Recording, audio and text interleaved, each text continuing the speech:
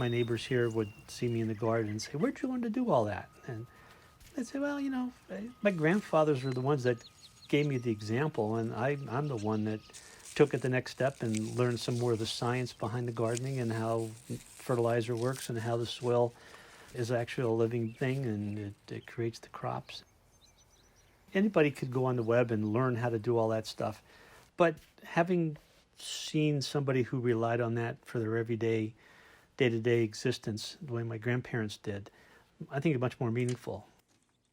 If you want bread, you go to the store and buy it. If you want mozzarella cheese, you go and you buy it.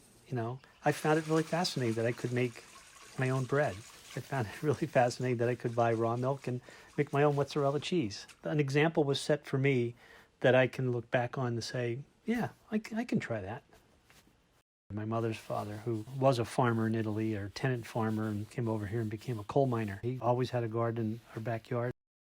Grandpapa always did the garden himself. He never used mulch in his garden. He always was out there with his little hoe, making sure that any weed that never had a chance to grow.